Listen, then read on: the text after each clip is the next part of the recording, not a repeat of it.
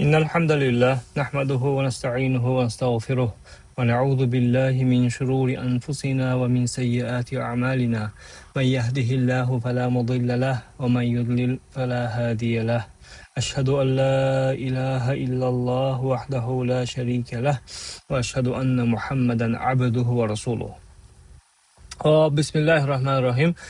Oxirgi darsda sizlar bilan Rasululloh sallallohu alayhi vasallamda kelishidan oldingi Arab yarim orolidagi vaziyat haqida gaplashgan edik. Bugun endi nafaqat Arab yarim oroli, balki o'sha paytdagi butun dunyodagi diniy ahvol haqida ham ozroq gaplashib o'tamiz. Ozroq degani shunchalikki, bu darsimiz juda ham uzun bo'ladi, chunki ko'p narsani qoplashimiz kerak. Xo'p, buni sabab shuki, u zamondagi umumiy ahvolni yaxshiroq o'rgansak, yaxshiroq bilsak, biz Rasululloh sallallohu alayhi vasallam olib kelgan narsani va u zotga berilgan, bizga kelgan orqali bizga kelgan ne'matlarni ko'proq yaxshiroq tushunib, ko'proq yaxshiroq qadrlaymiz. Islomgacha bo'lgan hayotni o'rgansak, islomdan keyingi hayot bizga qanchalik muhim ekanini tushunib yetamizda, xuddi yaxshilik nima ekanligini bilish uchun yomonlik nima ekanligini bilish kerak bo'lganidek, ha?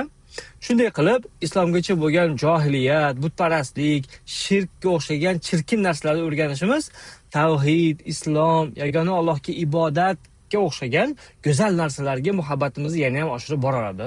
Va biz Alloh taolo bizga yuborgan Rasululloh sallallohu alayhi vasallamni orqali, olib kelgan bizga bitmas tugamas ne'matlarini berganini yana ham yaxshiroq tushunib boramiz, Xudo xolisa. Xo'p, endi biz har bir elatga Alloh tomonidan payg'ambar yuborilganini bilamiz. Bizga buni Allohning o'zi Qur'on orqali xabarini bergan. Bitta oyatda keladi: "Inna arsalnaka bil haqqi bashiran va nadhira va in min ummatin illa khala fiha nadhir." Ya'ni yer yuzida odam alayhissalomdan beri yashab o'tgan har bitta xalqqa, ummatga payg'ambar kelgan. Bular orasida arablarga ham kelgan, hadislarda kelgan bu narsa. Ularga kelgan payg'ambarlardan Ibrohim alayhissalom va bizning payg'ambarimiz, u kishini, bu payg'ambarning o'g'li Ismoil alayhissalomni aytsak bo'ladi. Shuning uchun ham Qur'onda bitta, ikkita, uchta, to'rtta joyda millatu abikum Ibrohim deb kelgan oyatlar bor. Ya'ni bu din sizlarni katta otanglar Ibrohimning dinidir degan ma'noda.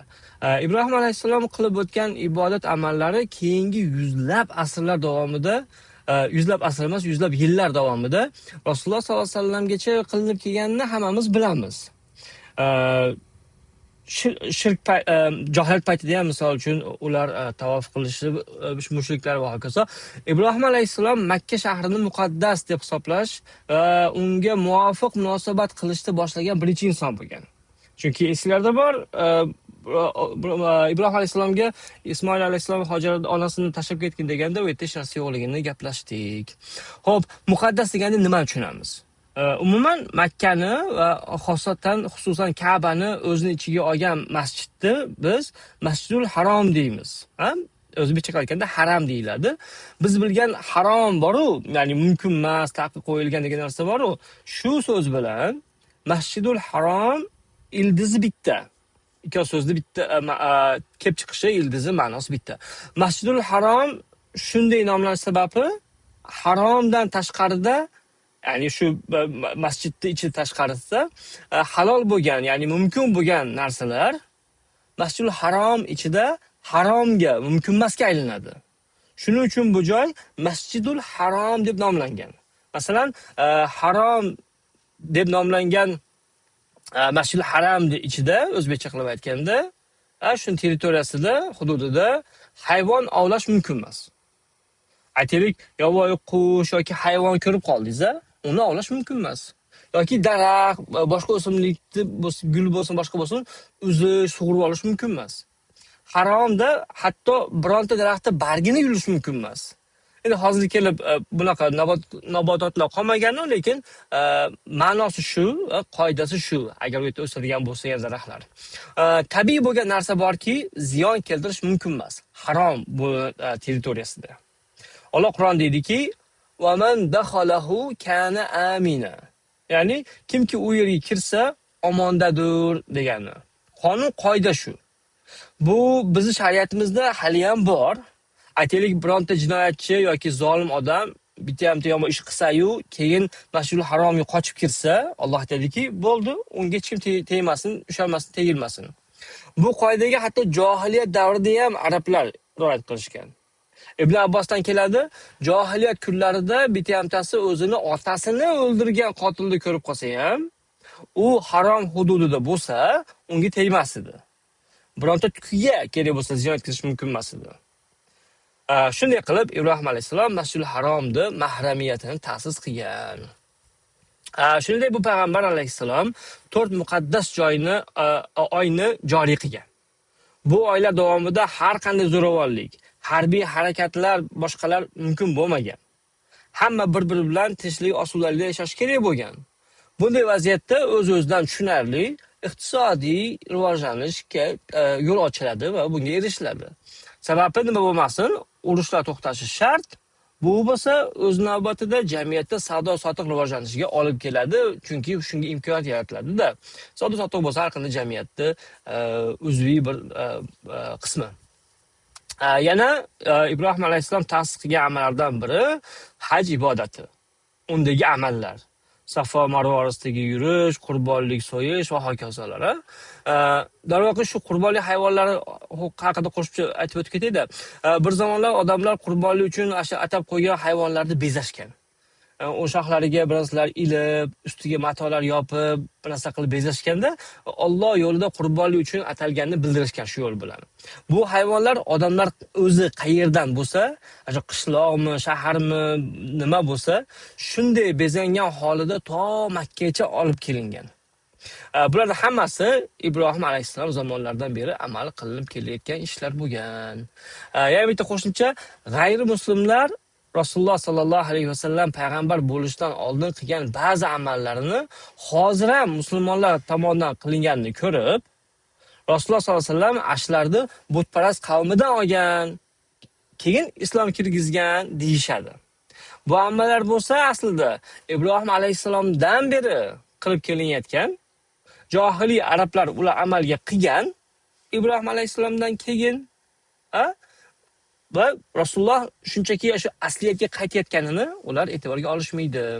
Endi din dushmani bo'lgandan keyin har qanday g'irromlik yoki ko'zbo'yamachilikdan qochishmaydi.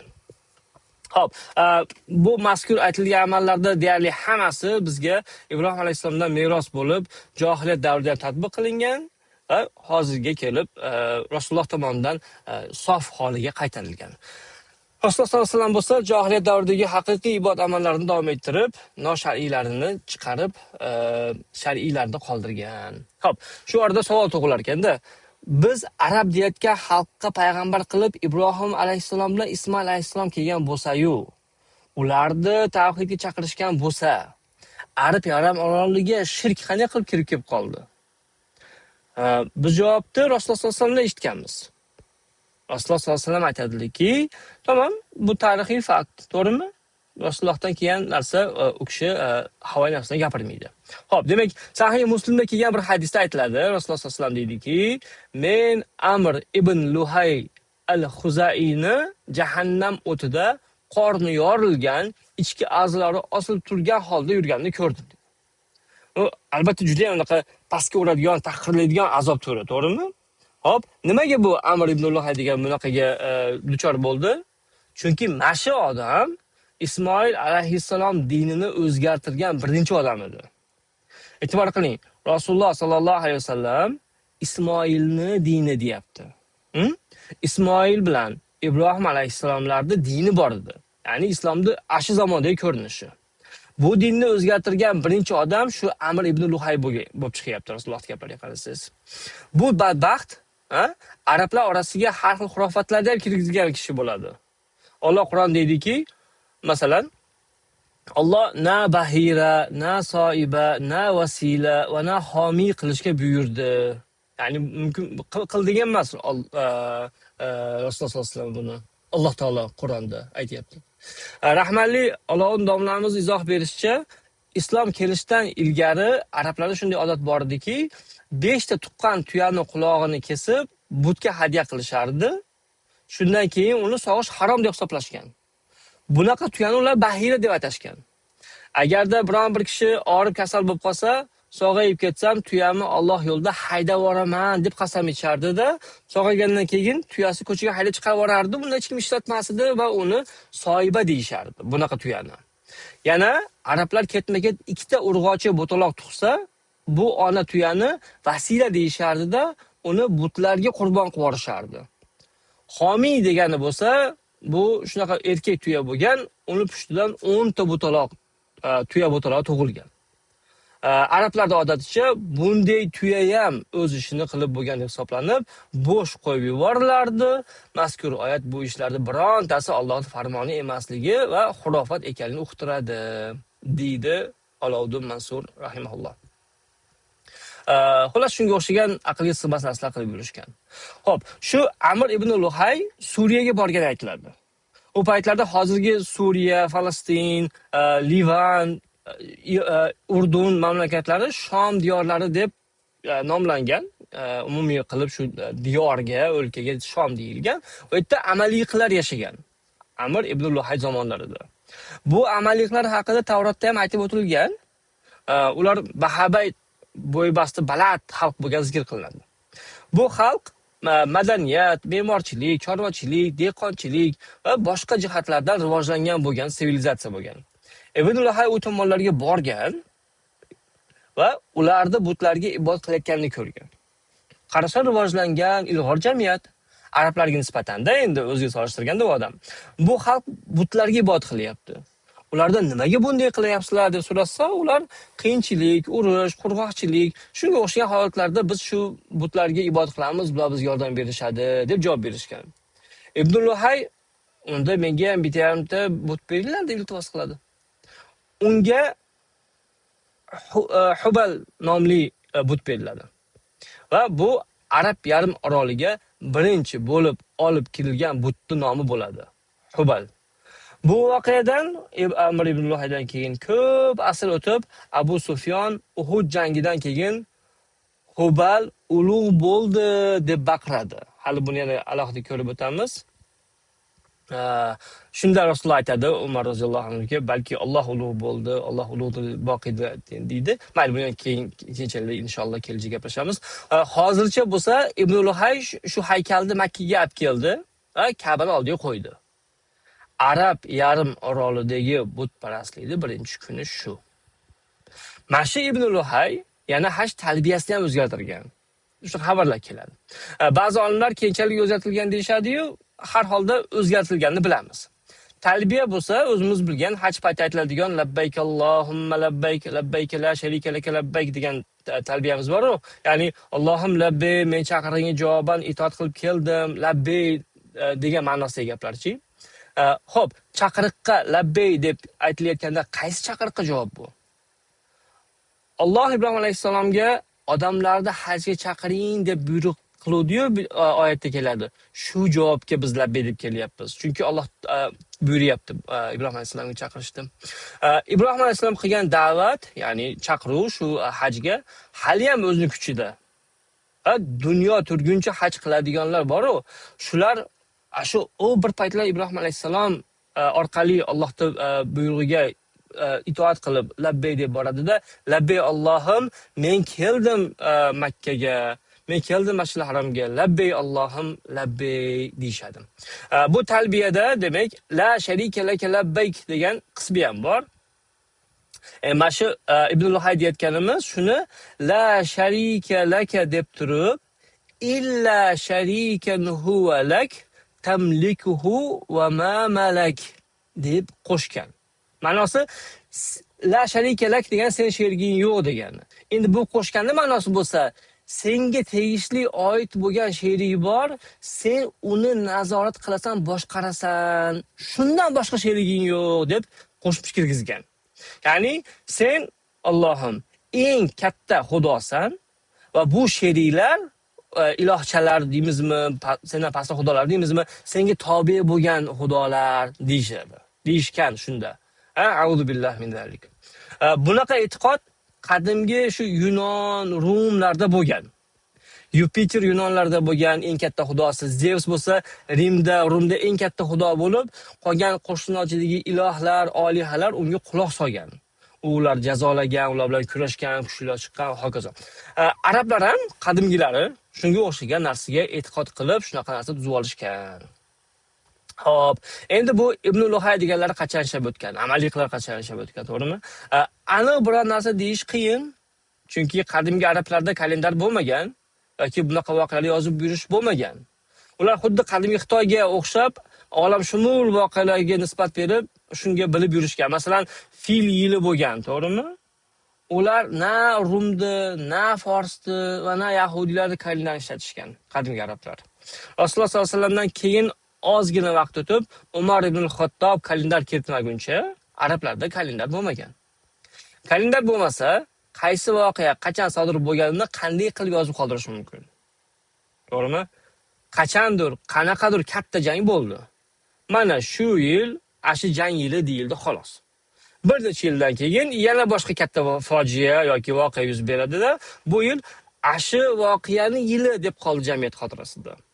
Falon voqea toshqa yildan keyin 2 yil o'tib yuz berdi, misol uchun. Shundan kelib chiqib, Ibn Luhay qachon yashaganini aniqlash qiyin. Lekin bu muallifda Yosir Qodiy izlanishiga asoslanilsa, u taxminan Fihr zamonlarida yashagan bo'lib chiqadi. Fihrning boshqa ismi Quraysh bo'lgan va siz u men bilgan Quraysh qabilasining asoschisi hisoblanadi shu Fihr. Ibn Luhay bo'lsa shu Fihr zamonida yashagan bo'lib chiqyapti. Har bir avlod o'rtacha 40 yil, 45 yil bo'lishini hisobga olsak, shu zamonlardagida bizdan 20 asr, ya'ni bir asrda, birinchi asrda yashab o'tgan bo'lsa kerak deb taxmin qilamiz. Payg'ambar sollallohu alayhi vasallam bo'lsa 570-71-yilda dunyoga kelgan hisoblaga olsak, u zotdan Ibn Luhay deganlari, Amr ibn Luhay 4 asrcha avval yashab o'tgan deb taxmin qilsak bo'ladi. Ya'ni hafta Rasululloh sollallohu alayhi vasallam tug'ilishini gaplashganimizda bu narsa ustida bafurja to'xtalamiz inshaalloh. Xullas, Arab yarim orolida butparastlik Rasululloh sollallohu alayhi vasallam iymon nurini olib kelgungacha zulmatini tarqatib yotgan. Endi savol tug'iladi. Bitta inson, Amr ibn Luhay, butun boshli Ibrohim alayhisalom dinini o'zgartirib yubora oladimi? Biz bu savolni o'zimizga berishimiz kerak va ustida o'ylanib, bu qopqonga biz ham tushib qolmasligimiz uchun javobini topib olishimiz kerak bo'ladi. Xo'p, bir odam qanday qilib odamlarni sof dindan uzoqlashtirib yuborishi mumkin? Birinchisi, bu Amr ibn Luhay deganimiz Amaliklar oldida o'zini pastroq deb bilgan. Ya'ni noqislik kompleksi bo'lgan. Chunki Amaliklar kuchli, qudratli elat bo'lgan. Me'morchilik, chorvadorlik, iqtisod, harb, boshqa sohalarda boshqalarga nisbatan ancha ilg'or bo'lgan. Bunisiga o'rtacha bo'yi 2 metr atrofida bo'lgani aytiladi. Bu xalq rivojini va quvvatini ko'rgan Ibn Luhay, bular qilayotgan ishlar to'g'riki, shunaqa o'sib o'ynayapti bular degan, hozirda ham uchraydigan dunyoviy o'lchov bilan qaragan. Biz hozirgi kunda o'zimizga bu holatdan juda ham katta muhim dars chiqarib olishimiz kerak bo'ladi. Biron bir davlatning kuchli bo'lishi ularda axloqi, tutgan hayot tarzi yoki boshqa hayotiy jihatlar to'g'ri degani emas. Bityamda mamlakatda boyligi bo'lsa-yu, texnologiya, iqtisod yoki boshqa dunyoviy narsa ilg'or bo'lib ketgan bo'lsa, e'tiqod tomonidan to'g'ri yo'lda degani emas.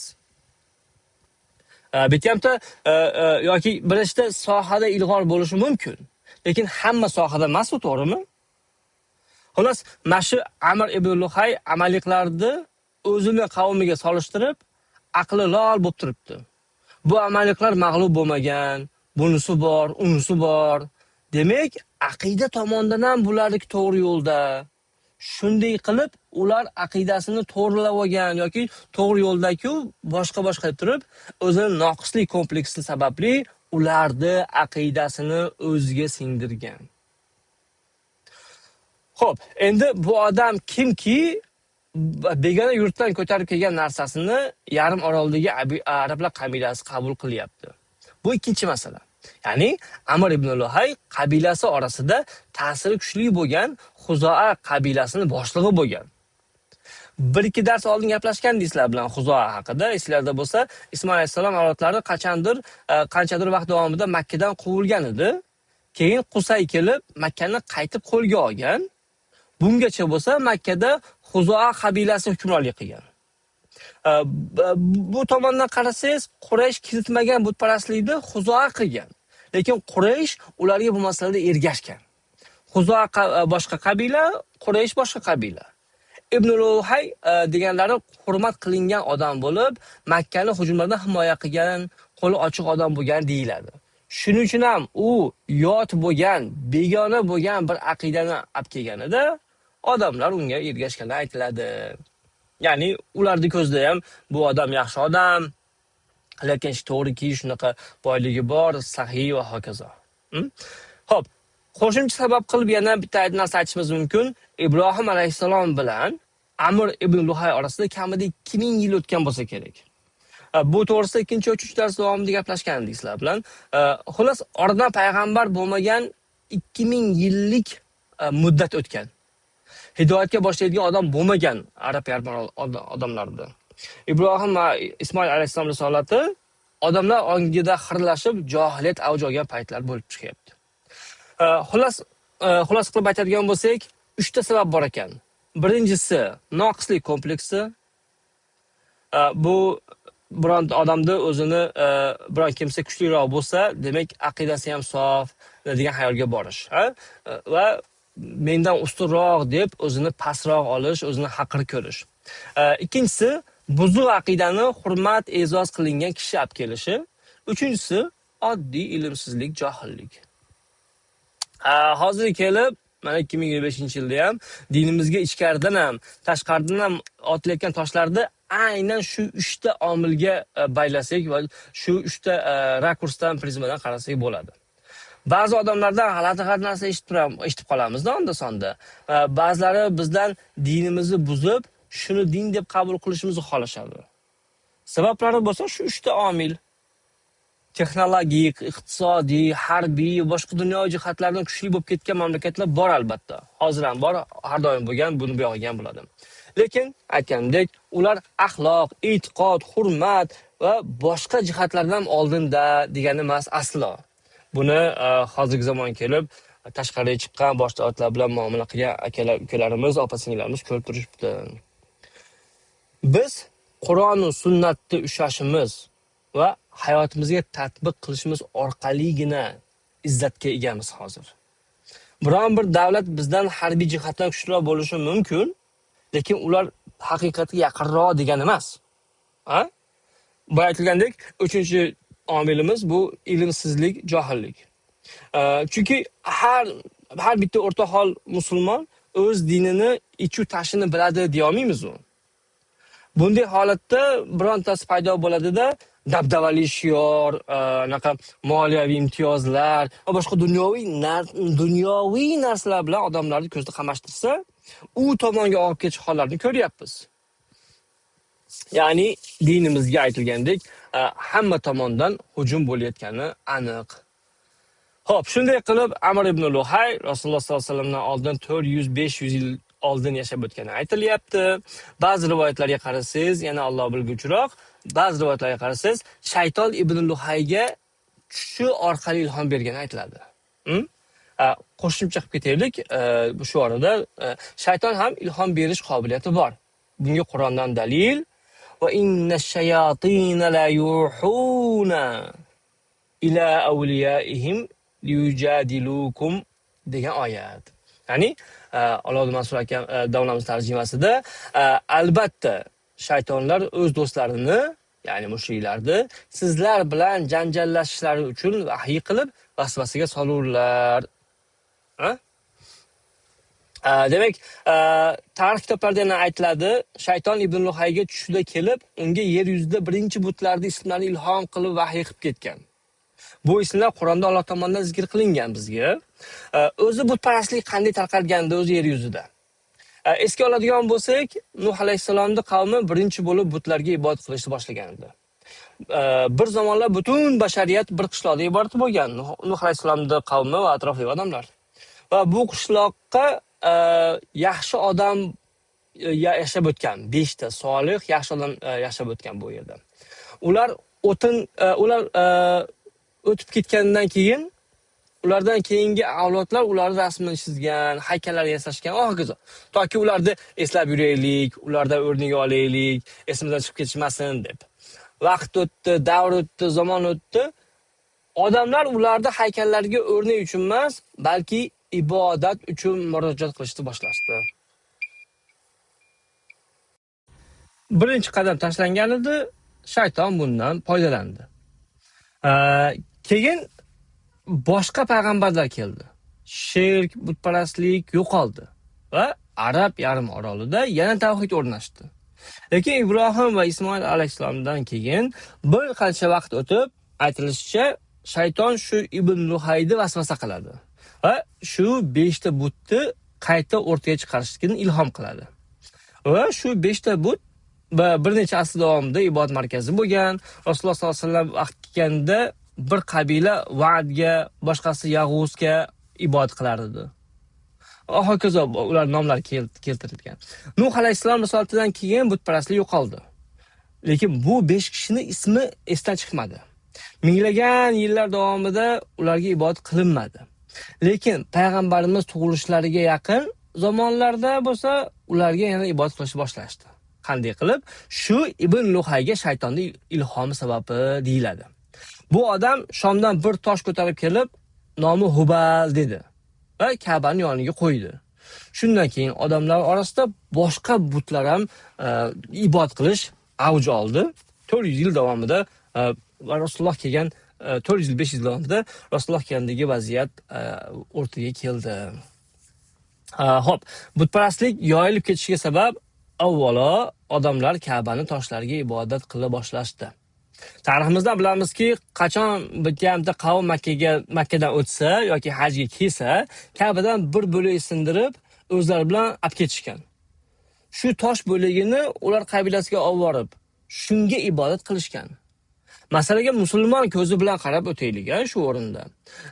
Ko'pchilikda xayoliga kelmasligi mumkin, lekin biz Ka'bani qurilishida ishlatilgan tosh, sement, g'ishtlarni muqaddas deb hisoblamaymiz. Ular turpoq va sement, g'isht.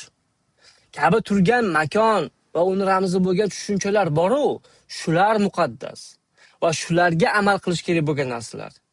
Yerga tushalgan oq marmar bor-ku, u muqaddas emas. Shu marmar turgan joy muqaddas. Balki ba'zilarimiz bilmas, lekin Ka'ba bir necha marta qaytib qurilgan. Buzilgan, qaytib qurilgan.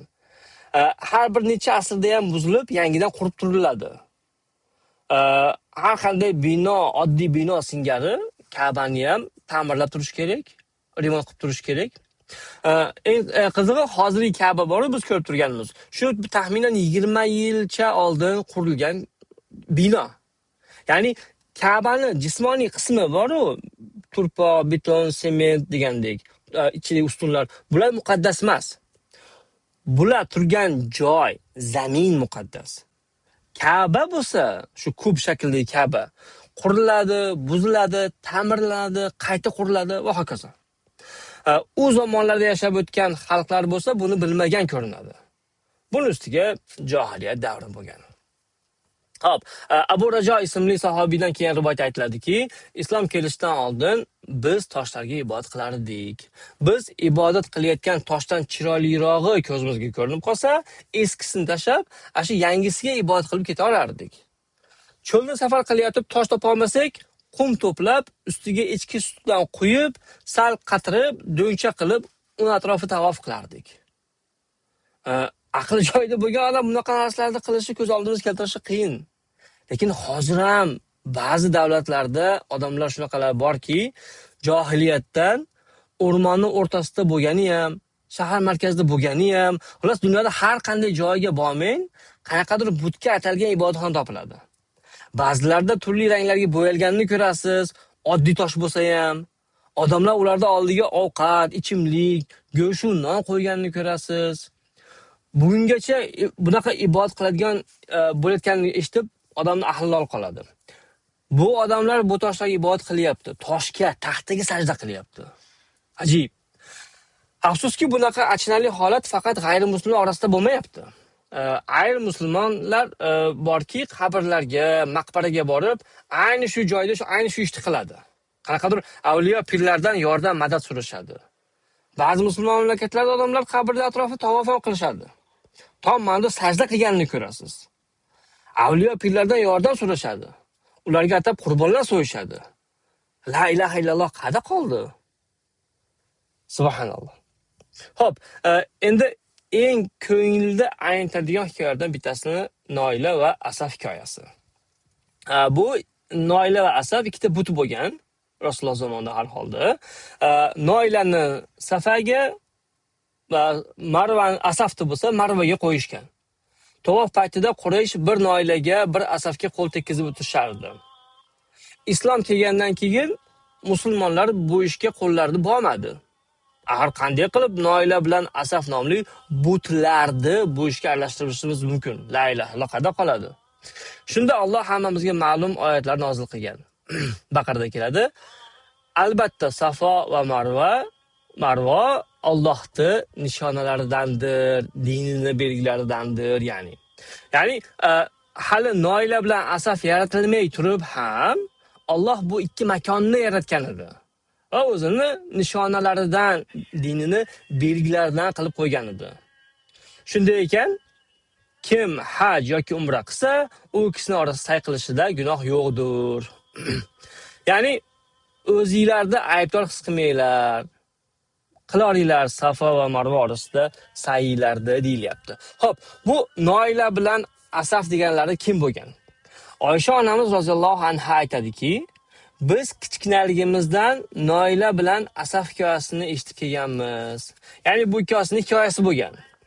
Noila ayol kishi bo'lgan, Asaf bo'lsa erkak kishi bo'lgan.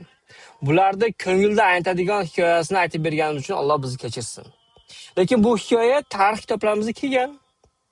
Bu ikkosi bir-biriga ma'shuq, lekin turmush qurmagan bo'ladi. Yaqinlik qilish uchun, tushungansizlar, joy topa olmay, Ka'baning ichiga kirib, oshiq-ma'shuqlik qilishdi. Nauzubillah. Buni jazosi qatori Alloh ularni halok qildida tosh qilib qatirib qo'ydi. Endi Quraysh ularni topgandan keyin ular bu narsani mo'jiza deb o'ylashdi va ularni Safo bilan Marvaga joylashdi. Shuning uchun musulmonlar biz qanday qilib Safo bilan Marva orasida say qilishimiz mumkin? Bu kitob turgan bo'lsa, yatalgan bo'lsa deb ikkilanishgan. Shunda Alloh taolo boyagi oyatni nozil qilgan. Bu ikki makon Noila va Asafdan oldin ham muborak bo'lgan. Ya'ni hokazo bilan hammasi ularga aniqlandi, aytildi. Shunaqa butparastlik odamni bu dunyoda ham, u dunyoda ham xor bo'lishdan boshqa narsaga olib kelmaydi. Yana Rasululloh sallallohu alayhi vasallam Makkani fath qilganda Ka'ba atrofida 360 ga yaqin turli-tuman haykallar, butlar bo'lganini bilamiz. Ba'zi butlar butun boshli odam shaklida bo'lgan. Ba'zilari bo'lsa hayvon shaklida bo'lgan. Ularda aksariyati yarim inson, yarim hayvon shaklida bo'lgan. Hozirgacha ham o'zlariga ma'lum, bolalarning ertak kitoblarida yarmi erkak, yarmi ot bo'lgan yoki yarmi sher, yarmi odam bo'lgan mavjudotlar aytib o'tiladi. Bunaqa narsalar ayniqsa qadimgi Misrda ko'p to'qib chiqarilgan edi bir paytlar. Misr bo'lsa, hozirgi Saudiya Arabistoni deb nomlangan shu Arab yarim orolini aksariyatda egallagan, Makka Madina ichiga olgan joyga juda ham yaqin. Qizil dengiz u yog'i, ya'ni. Xo'p, shuningdek, tarix kitoblarida kelishicha, Quraysh Allohning qizlari bor degan e'tiqod bor edi. Ularning iddaosicha bu qizlar farishtalar. Shuning uchun ular farishtalarga ham ibodat qilishgan, Allohning qizlari deb. Lekin ularda muayyan bir aqida, din bo'lmagan. Masalan, biz musulmonlarda muayyan bitta aqida bor. Alloh bor, farishtalar bor, bilasizlar, amantu billahi va malaikatihi va kutubihi va rusulihi va hokazo. Qiyomat kuniga iymon keltirganmiz. Hamma bilgan, hamma kelishgan 6 ustundan iborat 6 bo'lida iborat aqidamiz bor, to'g'rimi? Lekin butparast jamiyatlarda aniq-tiniq aqida yo'q. Hozirgi kunda kerak bo'lsa, mavjud bo'lgan dinlardan biri shunaqa hindulik. Hindu bo'lgan odamlarni aniq, umumiy, hammasi bilgan va rozi bo'lgan va hammasi xabari bo'lgan bitta aqida yo'q. 10 ta hindudan dining nima, nimaga e'tiqod qilasan sen o'zi deb so'rasangiz, 10 xil javob olasiz. Aqidasi yo'qda bitta umumiy. Bir hindu bitta qo'shnilochidagi xudoga ibodat qiladi, boshqa hindu boshqasiga. 6 million hindu 6 million xudoga ibodat qiladi. Va ular o'zi xudo qilib olgan nimaga bor, birasa bor-ku, shular nimaga qodir yoki qodir emasligini ham bilmaydi. Shu paytda o'zida ular uchun bu narsa g'alati emas. Chunki bitta muayyan umumiy aqidasi yo'q-da. Mana hamma kelishgan to'g'ri mana aqida dinimizdagi sen nima gunoh qilyapsan deyolmaydi bir-biriga. Johiliyat davridagi arablarda ham xuddi shunday bo'lgan. Umumiy aqidasi bo'lmagan. Ular ko'pchiligi qiyomat kuniga ishongan. Yana ko'pchiligi yakuniy hisob-kitobni inkor qilgan. Ko'pchiligi bir narsaga ishongan, ko'pchiligi xuddi shu teskarisiga. Ularning orasida hammasi qo'shilgan bitta fikr bo'lgan. Biz shu butlarga ibodat qilishimiz kerak.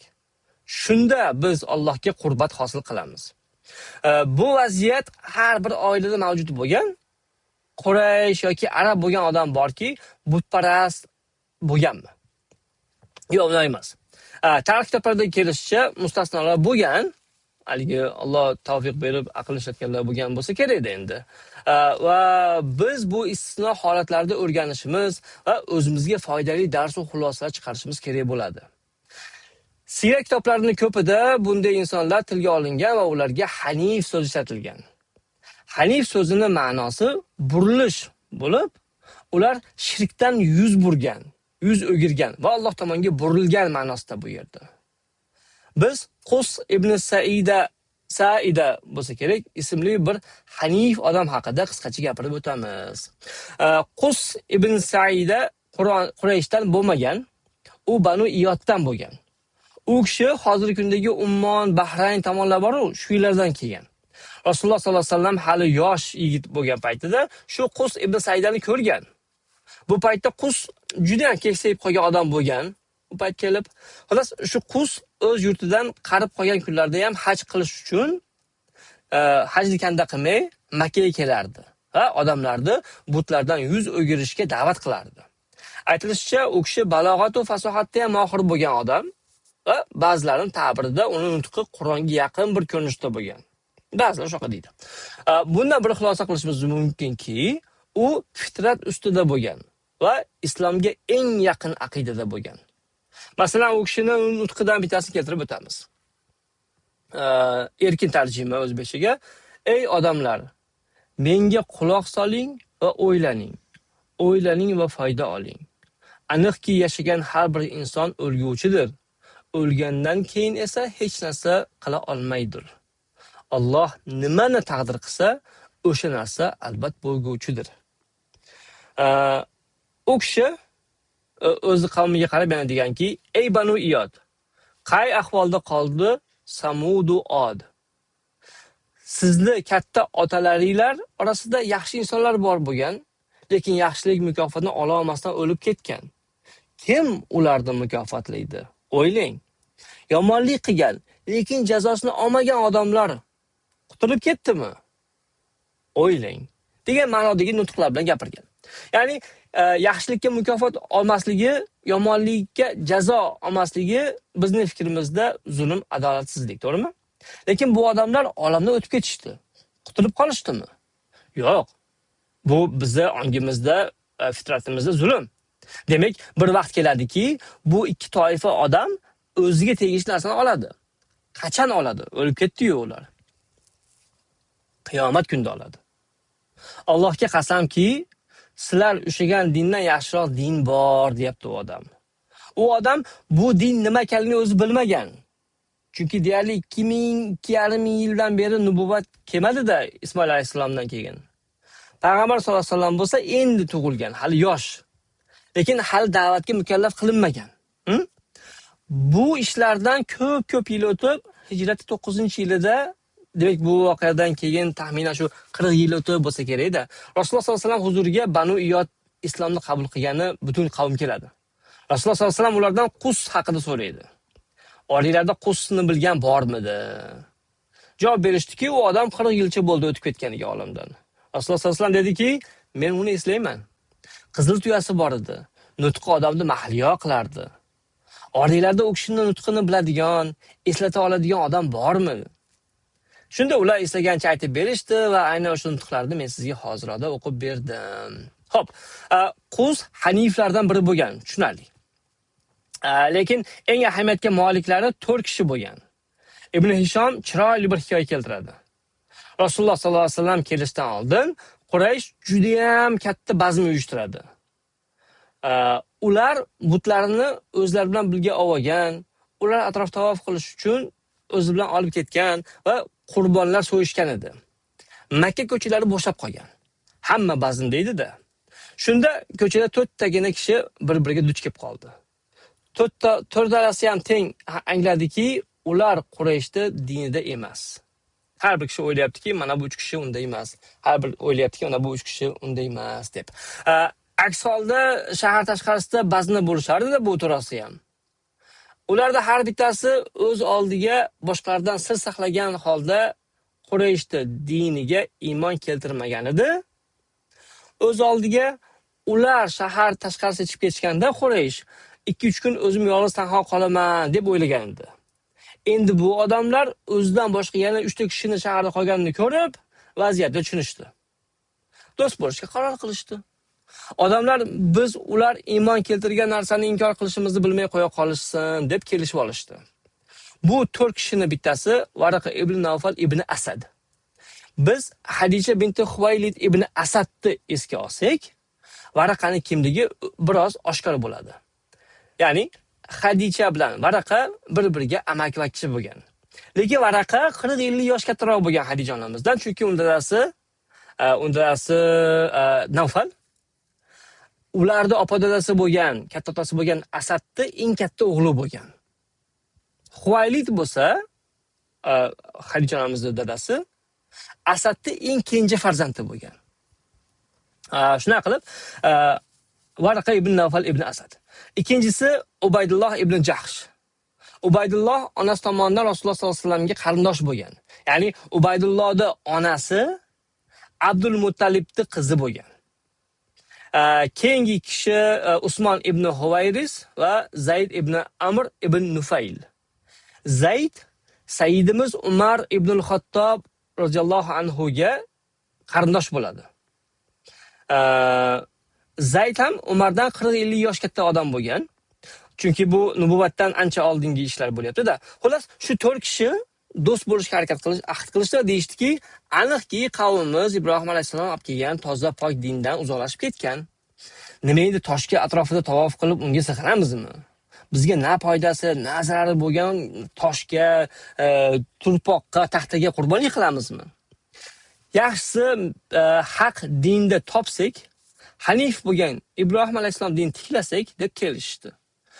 Biz Qur'ondan bilamizki, Alloh taolo Ibrohim alayhisalomni millatu abikum Ibrohim yoki millati Ibrohim hanifa deb ta'riflaydi Ibrohim alayhisalomni.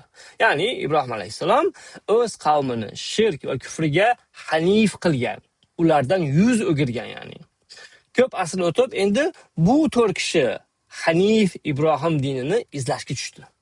Bu 4 kishi Makkani tark qildi va dunyoda 4 tarafiga haqiqatni izlab tarqab ketdi. Varaqa ibn Nawfal nasroniylikni tanladi.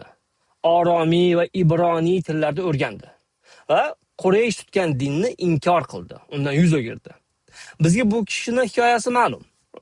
Eshitgansizlar, Rasululloh sollallohu alayhi vasallam taxminan 40 yoshlarida Iqro bismi robbikallazi xalaq buyrug'ini olganida birinchi murojaat qilgan odami shu Varaqa ibn Nawfal bo'lgan. Chunki u kishi u paytga kelib o'qishni, yozishni bilgan, yoshi bir joyga borgan, mo'safid odam bo'lib, bunaqa narsalarni bilgan, gapirib yurgan odam bo'lgan. U paytda Makkada bironta ham odam o'qish yozishni bilishi g'alati nodir holat bo'lgan. Ko'pchilikning hurmatiga ega bo'lgan bunaqa odam.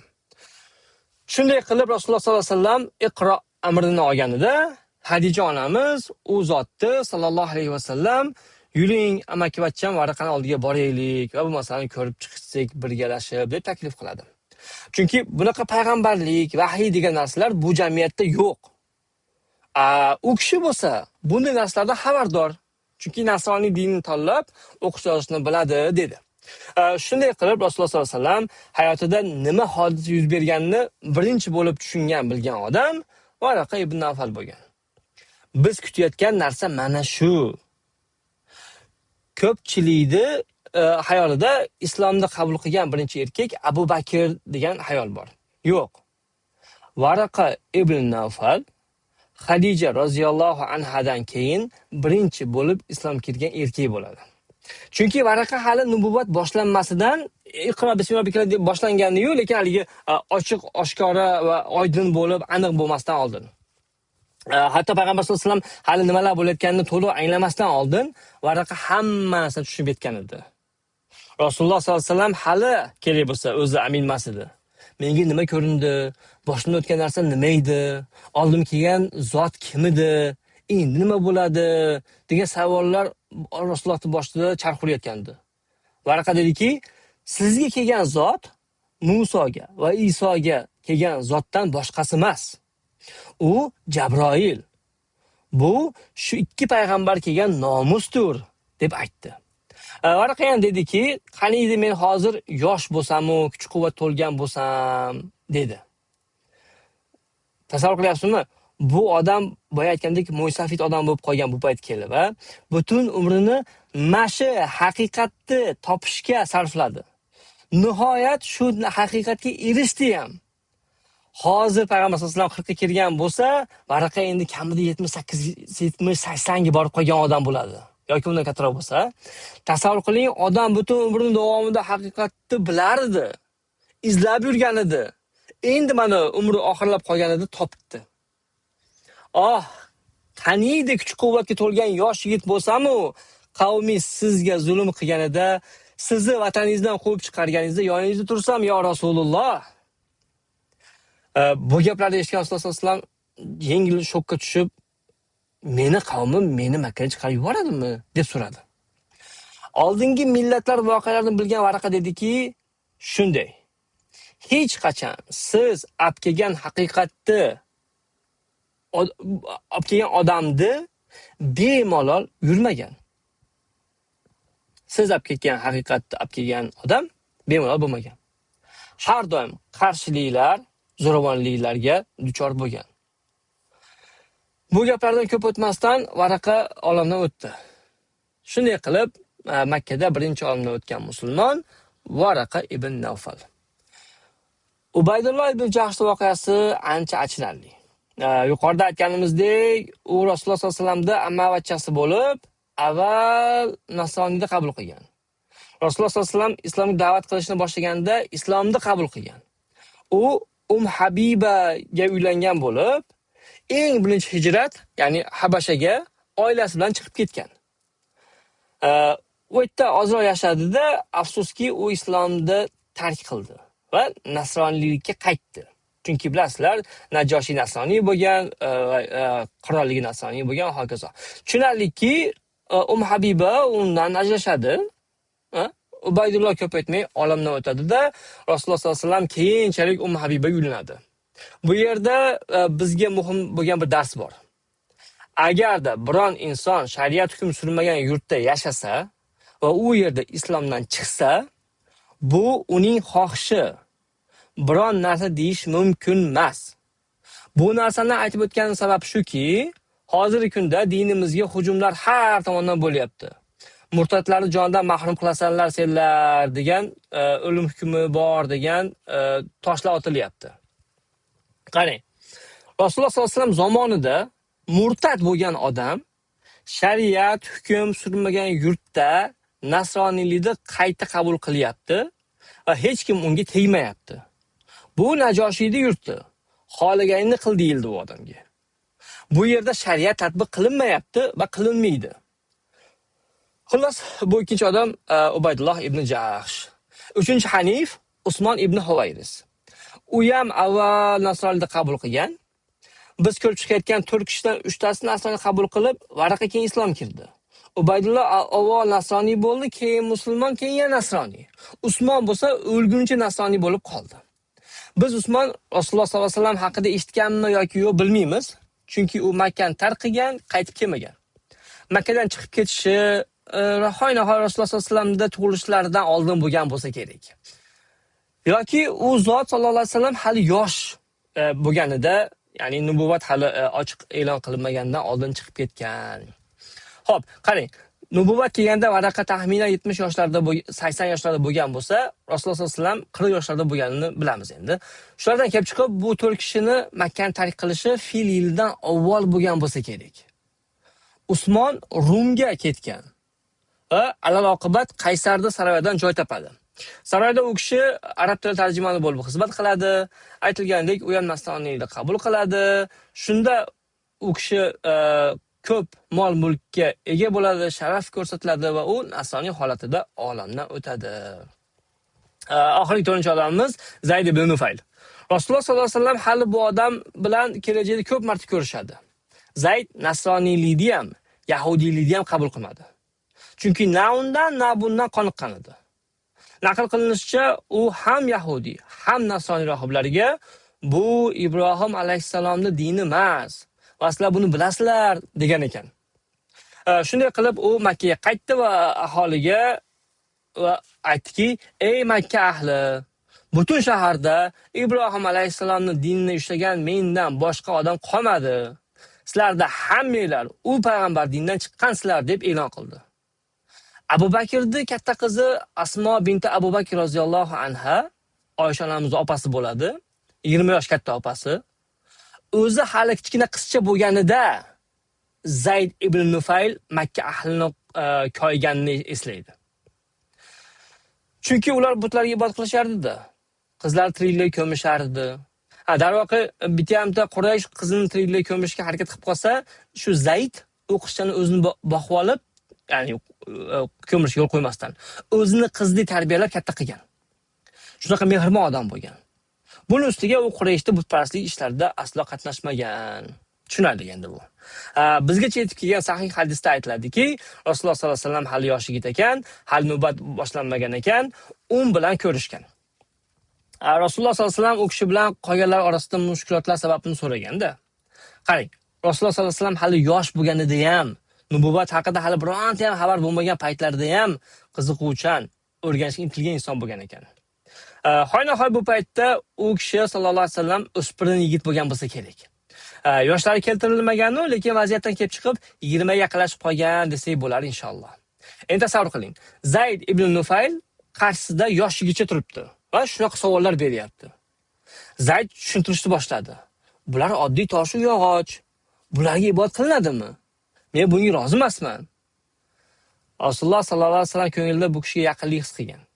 Chunki bizga ma'lumki, u kishi sallallohu alayhi vasallam hech qachon butlarga ibodat qilmagan, qurbonlik so'ymagan, hatto hurmat ham ko'rsatmagan bu tosh va butlarga. Naql qilinishicha, Zayd ibn Nufayl shu tariqa qolgan hayotini yashab o'tadi va nubuvatdan, tavhidga da'vatdan 5 yilcha avval olamdan o'tadi.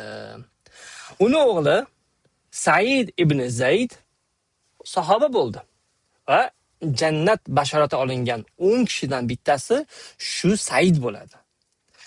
Ya'ni afsus biz o'z tariximizni yaxshi bilmaymiz. Lekin shu Said roziyallohu anhu jannat va'dasini olgan 10 kishidan bittasi. Afsus biz bu kishi haqida ko'p narsa o'rganmaganmiz. Ma'lumot borki, biz qiziqmaymiz. Xullas Said Rasululloh sollallohu alayhi vasallamdan so'radi. Ya Rasululloh, siz men otamni bilardingiz. U kishini e'tiqodi nima bo'lganini bilasiz. Oxiratda otamda holi nima bo'ladi?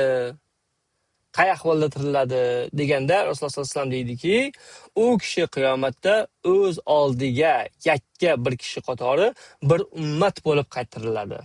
Va bu ummat faqat bir inson Zayddan iborat bo'ladi. Isro va Me'roj voqeasida Rasululloh sollallohu alayhi vasallamga jannat va do'zax ko'rsatilganini bilamiz. Bu safardan qaytganda Rasululloh sollallohu alayhi vasallamga Said bilan gaplashdi Rasululloh sollallohu alayhi vasallam. Otangni ko'rdim. Alloh u kishiga bir emas 2 bog' berib siyladi deb bashorat qilgan. Demak, islom kelishidan avval ham odamlar jannatga kirishga loyiq ishlar qilgan ekan. Xo'p, bularning hammasi Arabistondagi holat edi. Boshqa yurt va o'lkalarda ahvol qanday edi? Biz Rum imperiyasi nasroniy yurt bo'lganini aytib o'tdik. Sosonlar imperiyasi, ya'ni forslar, zardoshtiy, o'tparast bo'lgan. Darvoqe qo'shimcha Zardoshtiylar zulmat xudosi va nur xudosi bor deb e'tiqod qilishadi. Ahura Mazda va Ahriman. Shuning uchun ham islomiy nuqtai nazardan ular butparast mushrik hisoblanadi.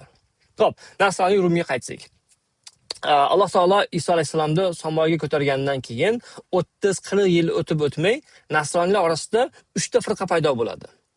Birinchisini ko'rib chiqmaymiz, chunki u toifa nasroniylar yo'q bo'lib ketgan. Qolgan ikkitasidan bittasi Yahudiy nasroniylar, ikkinchisi bo'lsa Avliyo Pavilni talqiniga ergashgan Pavilchi nasroniylar. Birinchi toifa elat o'laroq Yahudiy, millat Yahudiy ekanini bilardi-yu, Musa alayhissalom keltirgan qonun qoida shariatlarga itoat qilish kerakligini bilardi. Kosher tushunchasi bor ularda, bizga halolga teng keladi. Kosher go'sht yeyish kerak, o'g'il bola hammasi xatna qilinish kerak va Iso alayhissalom Musa alayhissalom olib kelgan shariatning davomchisi, ya'ni Yahudiy xalqiga kelgan payg'ambar deb ishonishgan.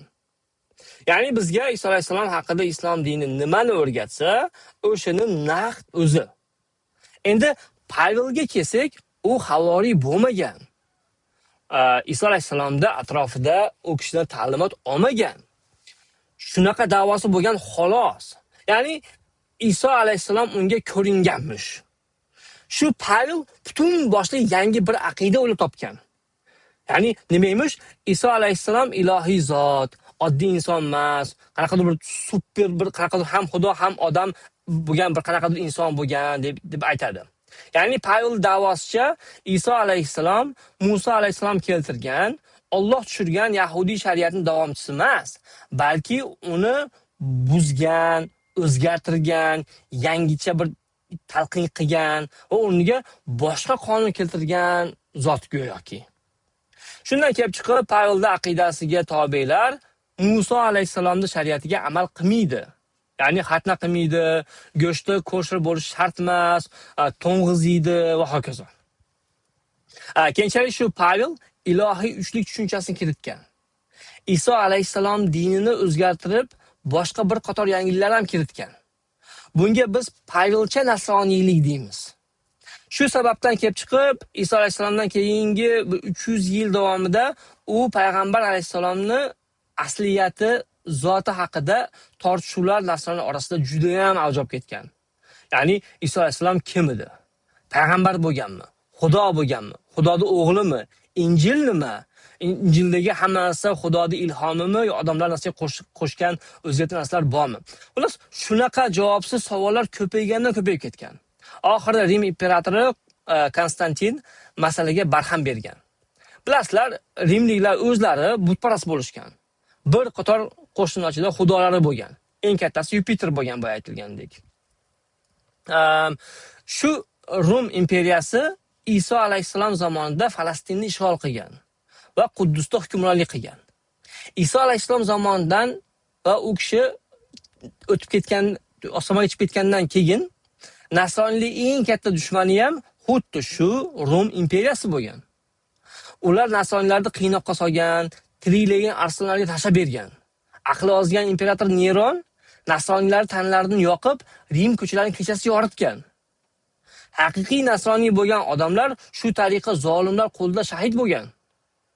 Rum imperiyasining 3-4 taxminan foizini tashkil qilgan nasroniylar ko'zi bilan qaralsa, bu mo'jiza yuz berguncha shunaqa holat bo'lib turgan. Bu mo'jiza Rum imperatori Konstantin nasroniylikni qabul qilishi edi. 3-4 taxminan foizda aholini tashkil qilgan nasroniylar dinini shu imperiyaning imperatori Konstantin qabul qilyapti. Konstantin imperator bo'lgan bunaqa tortishma bahslarga yo'l qo'ymaydi, to'g'rimi? Imperator u. Bir kengash to'pladi uning o'rniga. Tortishilayotgan nasroniylar hammasi kesin. Shu kengashda muhokama qilib olamiz. Kelinglar, nasroniylik nima ekanligini aniqlab olamiz. Shunaqa taklif bilan chiqdi. Bilasizlar, yaqinlargacha shu Konstantin butparast odam bo'lgan. Shuning uchun ham imperator bo'lgan maqomi bo'lgan. Butparastlikdan ozgina narsa qo'shdi shu nimaga, yangi o'ylab topilgan tushunchalarga. Masalan, 25-dekabr Rojdestvo bayrami, ilohiy uchlik va boshqalari shunga o'xshagan buyog'i butparastlikdan bo'lgan ko'rinishda, lekin hozir nasron ichida bo'lgan narsalar. Shuningdek, Xudoni o'g'li degan narsani ham shu imperator kirgizgan. Chunki o'zini butparast aqidasida bor narsalardan ozroq narsalar qo'shgan dedik-ku. Bu kengash hozirda Turkiyada joylashgan Nikeya shahrida 325-yili bo'lib o'tgan va Nikeya kengashi deb nomlanadi.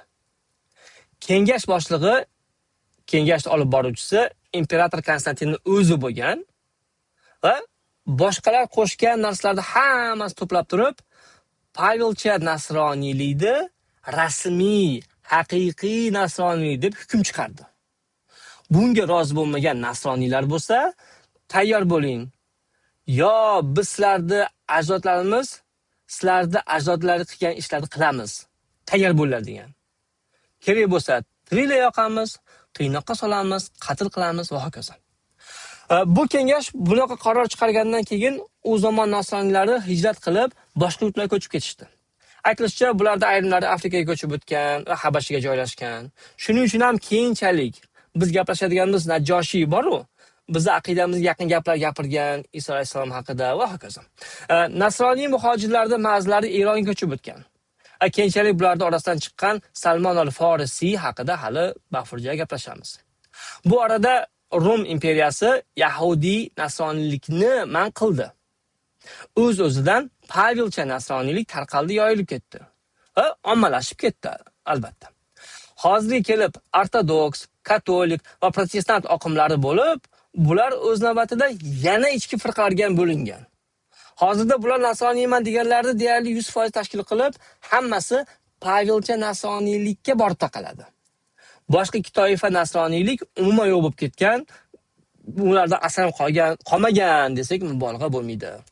Xo'p, bu kengash demak 325-yil to'plandi. Rasululloh sollallohu alayhi vasallam bo'lsa 570-yili tug'ildi. Binobarin oradan ko'p vaqt o'tib ulgurmadi. U bu yerda hali ham qoldiqlari bor bo'lgan asl nasroniylik bor edi-yu, shu hali ham u yerda bor edi. Masalan, Salmon al-Farisiy hikoyasi juda ham qiziq. U sahobaning hikoyasi juda ham uzun va sahih holatda Imom Ahmadning musnadida kelgan.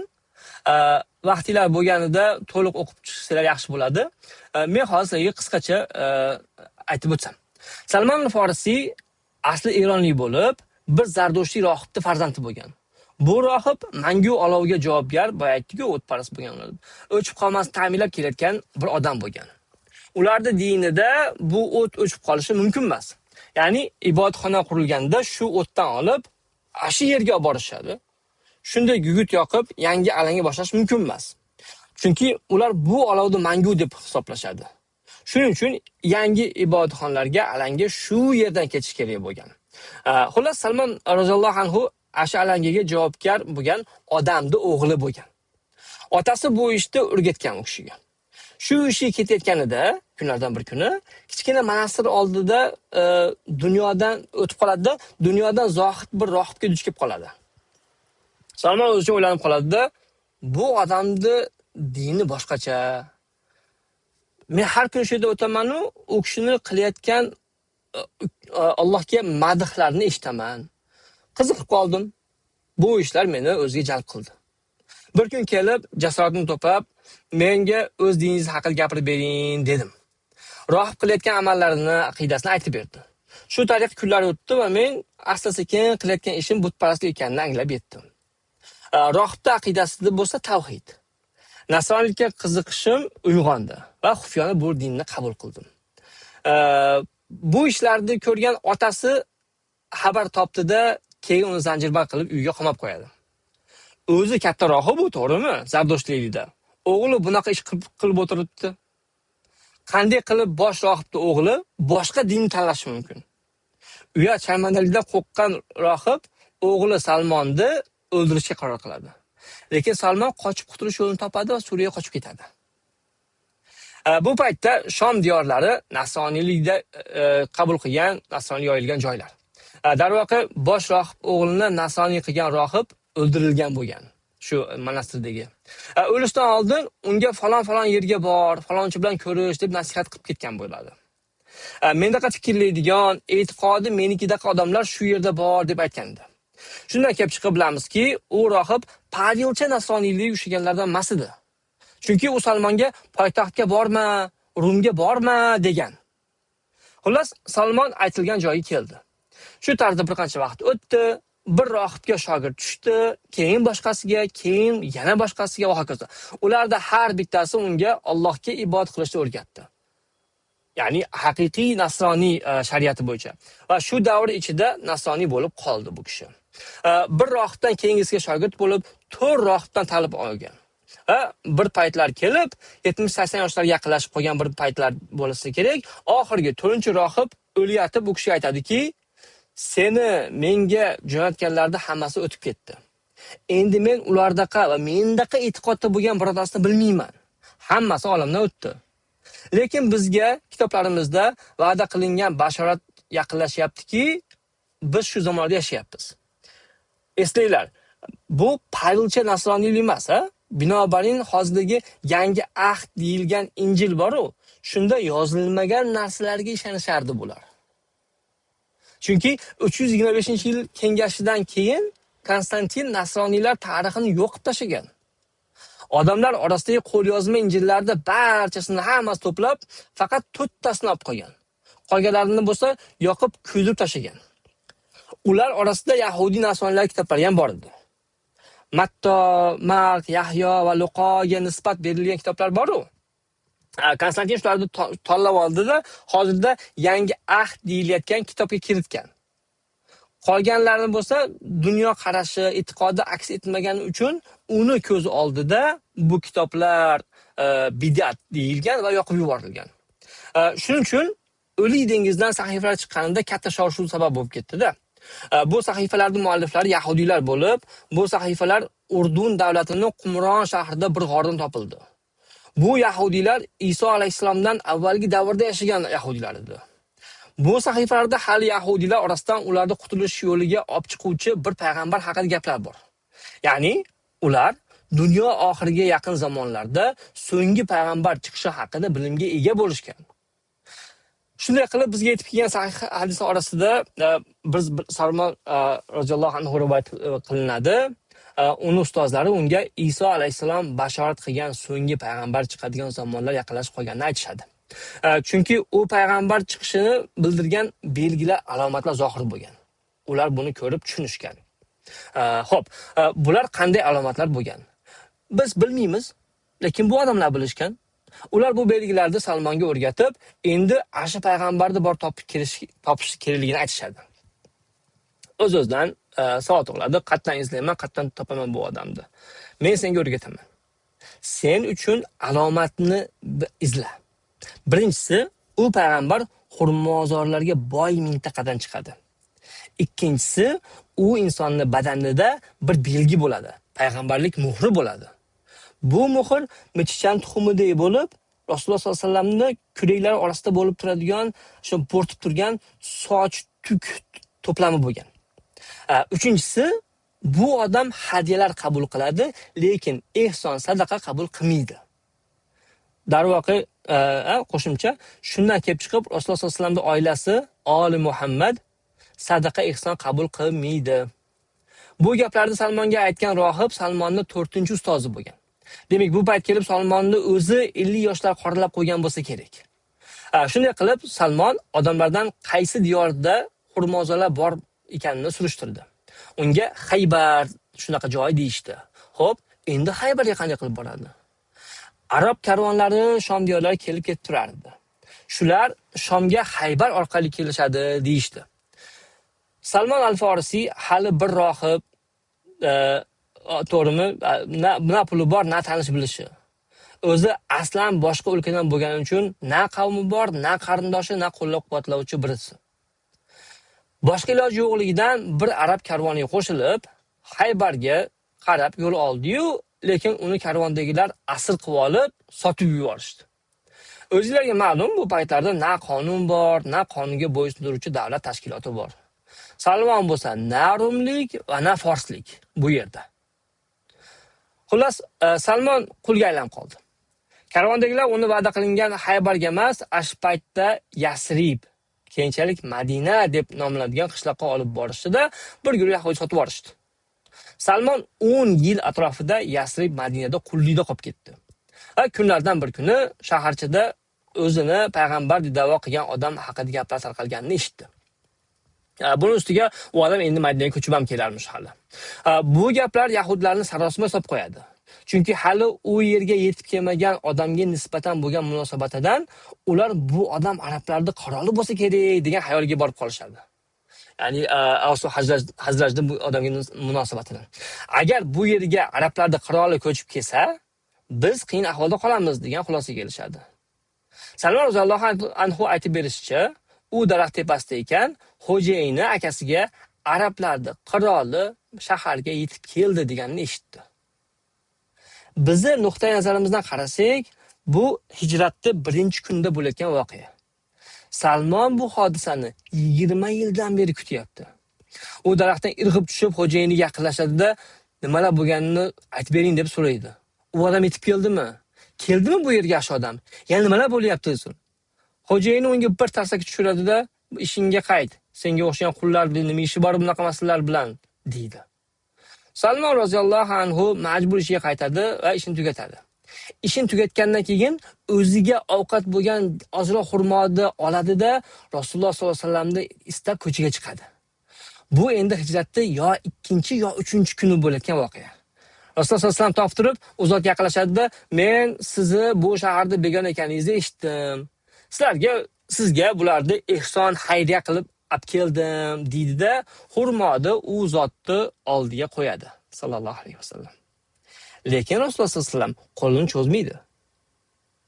Ertasiga yana xuddi shu narsa takror bo'ladi. Lekin bu safar Rasululloh sollallohu anhu olib kelgan xurmolarni hadiya deb aytadi. Shunda Rasululloh sollallohu alayhi vasallam xurmodan yedi. Bularni ko'rgan Salmonning yuragi gupillab urishni boshladi. Axir bu yerda xurmozorlar mintaqasi. Ikkinchi belgisi bo'lsa, bu odam hadiya oladi-yu, ehson xayriyani, sadaqani qabul qilmaydi. Endi faqat bitta belgi alomat qoldi. Uni qanday qilib ko'rsam bo'ladi? Faqat bir yo'li bor. Shaxsan o'z ko'zlari bilan ko'rish kerak. U o'rnidan turdi-da, Rasululloh sollallohu alayhi vasallamning orqa tomoniga borib, kiyimining tagiga qarashga harakat qildi. Bularni hammasini ko'rib turgan, sezib qolgan Rasululloh sollallohu alayhi vasallam ustidagi kiyimini yelkasidan tushirganda Salmonga kuraklar orasini ko'rsatgan. Bularda hammasiga guvoh bo'lgan Salmon roziyallohu anhu qattiq ovozda yig'lab boradi. Rasululloh sollallohu alayhi vasallamning qo'llaridan o'pib ketadi va o'z hikoyasini aytib beradi. Rasululloh sollallohu alayhi vasallam u kishini ozod qilish kerakligini aytib keldi. Sizga ozod bo'lishingizga yordam beramiz degan. Salmonning xo'jayini Rasululloh sollallohu alayhi vasallam bu kishini ozod qilish uchun sotib olishga ahd qilganini ko'rib, juda ham katta baho qo'yadi. 150 ta xurmo daraxti. Salmon buncha daraxtni hech qachon sotib ola olmasligini bilib, tushkunlikka tushib qoladi. Rasululloh sollallohu alayhi vasallam dediki, keyingi daraxt ekish mavsumi kelganida menga xabar bering. Vaqti keldi, xabar berildi va Rasululloh sollallohu alayhi vasallam o'z qo'llari bilan 100 ta, 150 ta daraxt ekdi. 1 yil o'tar o'tmas bu daraxtlar meva berdi. Endi Salmon xo'r inson. Men Salmon roziyallohu anhu hikoyasini keltirib o'tishimdan maqsad Rasululloh sollallohu alayhi vasallam zamoniga kelib, haqiqiy nasroniylar soni qanchalik oz qolganini ko'rsatishdi. Shunday haqiqiy nasroniylarning yana biri asl zamonlarda Shom diyorlarida hukmdor bo'lgan imperator Hiroqil bo'lgan. Uning hikoyasini biz Sahih al-Buxoriyda kelgan bir hadis orqali o'rganib chiqamiz. Xo'p, dunyodagi ko'pchilik siyosatchilardan farqli o'laroq ham ziyoli, ham aqlli inson bo'lgan bu Hiroqil. Nasroniylik sohasida ham ancha ilmi bo'lgan. Hijratda 8 yoki 9-yilga kelib, Rasululloh sollallohu alayhi vasallam shu imperator Hiroqilni Bahrayndagi valiga xat yo'llaydi. Va bu xat Hiroqil Quddus shahrini ziyorat etib yurgan paytida unga yetkaziladi. Maktubni qo'liga olgan Hiroqil quyidagi so'zlarni o'qidi. Bu maktub Allohning elchisi Muhammaddan Rum imperatori Hiroqilga. Islomni qabul qil, salomat, omon bo'lasan. Islomni qabul qil va Alloh ajringni 2 barobar qilib beradi. Agarda rad qilsang, qo'ling ostidagi barchaning gunohi sening bo'yingda bo'ladi. Ya'ni hammaga ma'lum ham tahdid ham targ'ib usulini o'z ichiga olgan bir maktub. Bu hatto islom qabul qilishga targ'ib bor edi. Xo'p, islom nima? Bu shaharda hozir arablardan birontasi bormi? deb savol berdi. Ha deyishdi. Makkadan karvon kelgan. Darhol saroyga chaqiringlar. Ma'lumki, karvon faqat savdo karvonlar bo'lgan u paytlarda. Demak, karvondagilar bozorda ishlar bilan mashg'ul bo'lib turgan paytlarda lashkar paydo bo'ldi-da, arablarni o'rab olib, darhol o'zi bilan saroyga yetkazishni aytishdi. Karvondagi makkaliklarni vahima bosdi. Bironsa qilib qo'ydikmikin, noto'g'ri narsa olib keldikmi yoki dedikmi? Kim biz nomimizdan borib gapiradi? Taqdir taqozosini qarangki, bu safar karvonboshi Abu Sufyonning o'zi bo'lgan. Shunday qilib Abu Sufyon Rum imperatori bilan yuzma-yuz muloqotga chaqirildi. Bu suhbat Al-Buxoriy tomonidan atroflicha yoritilgan. To'liq hadisni o'zingizlar o'qib olasizlar, umid qilaman. Shuning uchun men faqatgina qisqachasini aytib o'taman. Xullas, uzoq suhbatdan keyin Hiroqil Abu Sufyonga dediki, agar sen menga aytib bergan narsalar rost bo'lsa, bu payg'ambar bizning kitobimizda kelgan payg'ambar. Hiroqil gapiga e'tibor qiling. Chunki hozirda mavjud bo'lgan Injilda bu bashorat yo'q. Demak, yo bu bashorat yozilgan kitob nusxalari ommadan bekitilgan yoki umuman chiqarib tashlangan va yo'q qilib yuborilgan. Varnavaning Injili degan kitob haqida eshitgan bo'lsanglar kerak, a? Shuni bir topib, o'rganib, bu haqida ma'lumot to'plasanglar yaxshi bo'ladi o'zingizlarga inshaalloh. Xullas, bu imperator boshqalar ko'rmagan, o'qimagan kitoblarga ega bo'lgani hayron qoladigan narsa emas. Chunki u Rum imperiyasining imperatori. Hatto bugungacha Vatikanda odamlardan sir tutilgan kitoblar borligi ma'lum. Xo'p, shunday qilib, imperator Hiroqil bu bashorat qilingan payg'ambar dedi Muhammad alayhisalomga. Uni kelishiga oz qolganini bilardim, lekin arablardan chiqishni bilmagan ekanman. Yahudiylar orasidan chiqadi deb yurardim.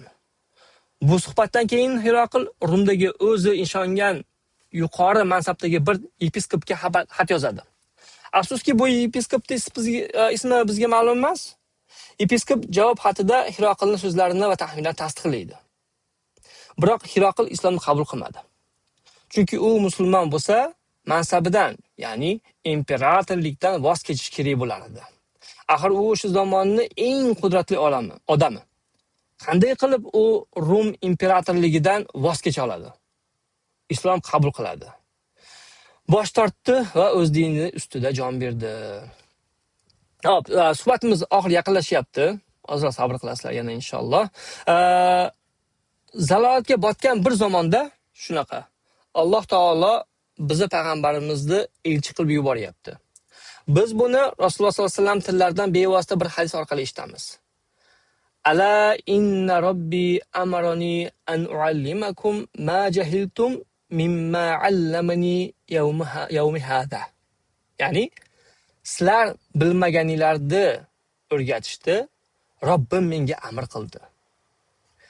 Hadis omida deydiki, Rasululloh alayhisolatu vasallam Alloh yer yuziga boqdi va undagi barcha narsalardan jirkandi. Hadisda kelgan maqotahum so'zi yomon ko'rdi, yoqtirmadi so'zlardan kuchliroq ma'noga ega. Shuning uchun jirkandi so'zini tanladim men. Chunki yer yuzi Rasululloh sollallohu alayhi vasallam kelishdan oldin butparastlik, shirk va shunga o'xshagan har xil jirkash amallarga to'lib ketgan edi. Illo ahli kitobdan bo'lgan ba'zi odamlar bundan mustasno. Masalan, Salmonning ustozlari. Lekin aksariyat johiliyat botqog'iga botgan bir zamonlar edi. Alloh taolo shunaqa zamonlarda payg'ambar yuboryapti va ularga nur deb atayapti Rasululloh sollallohu alayhi vasallam jo'natgan narsasini. Xosatan payg'ambar sollallohu alayhi vasallam rahmatan lil alamin deb ta'riflangan. Chunki u zot kelgandan keyin bunaqa johiliyat endi yerda hukm sura olmaydi. Bularda hammasidan biz o'zimizga foyda chiqarib olishimiz kerak bo'ladi.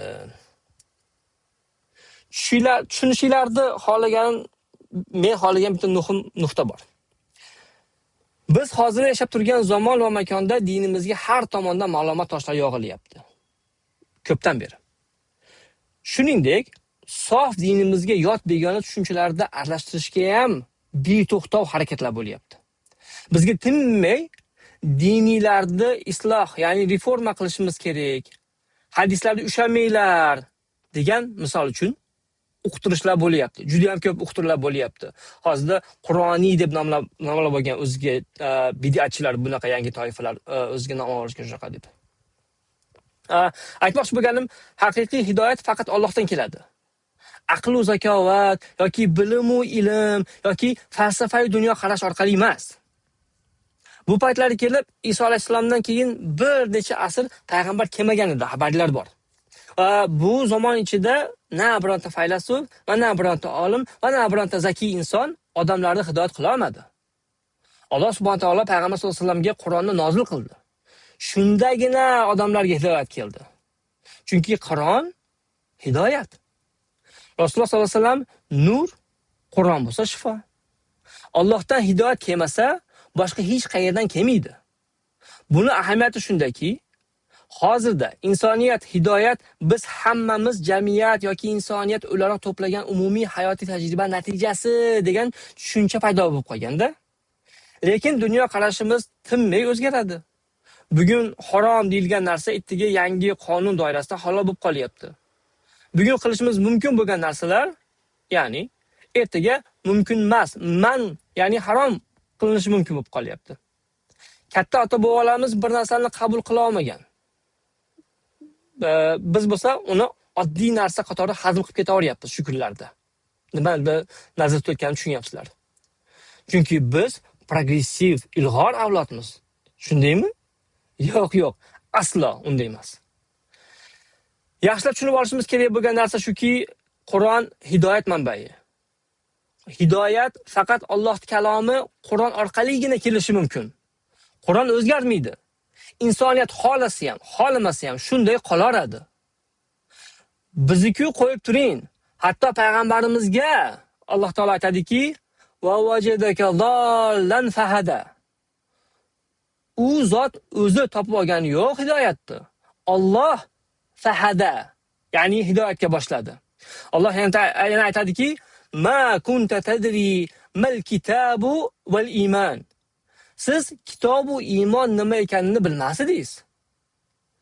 Biz sizga Qur'onni nozil qilishimizgacha siz bu narsalardan bexabar edingiz.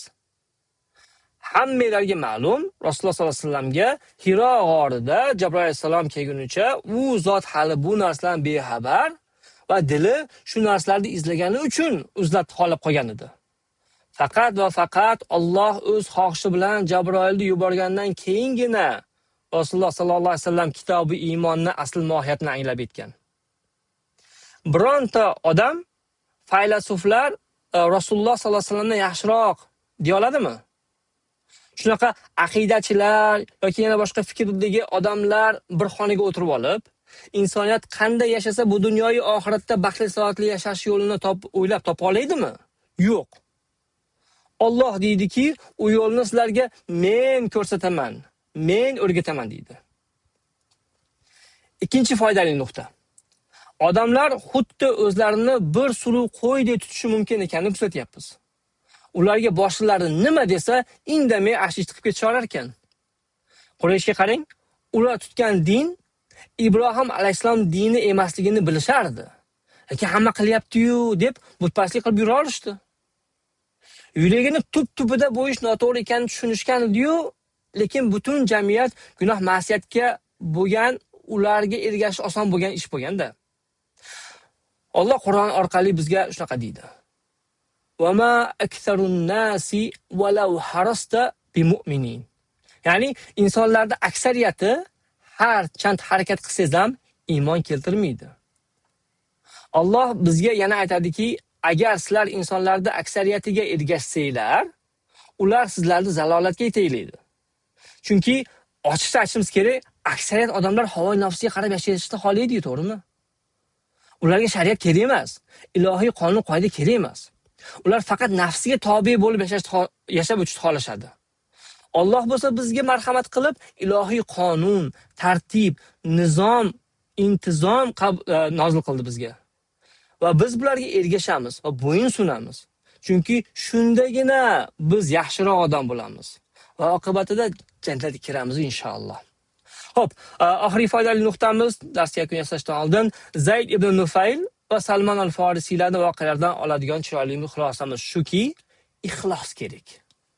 Agar qalbda ixlos bo'lsa, odam johiliyat va butparastlik botqog'iga botib ketgan jamiyatda bo'lsa ham, Alloh ularni sof, pok hidoyatga boshlashi shubhasiz ekan. Alloh Salmon al-Forisiy hatto nasroniy ham bo'lmagan bir o'lkadan chiqarib olyapti. Ya'ni Zardushtiylar orasidan. Sekin-sekin u haqiqatga yaqinlashib keldi. Alal-oqibat Alloh taolo u kishini Rasululloh sallallohu alayhi vasallamdan shaxsan o'zini qarshisiga chiqarib qo'ydi. Ya'ni kimki ixlos bilan Allohning dinini xohlasa, Alloh ham uni hidoyatga boshlashni xohlaydi ekan. Va sallallohu ala nabiyina Muhammad va ala alihi va sahbihi va sallim.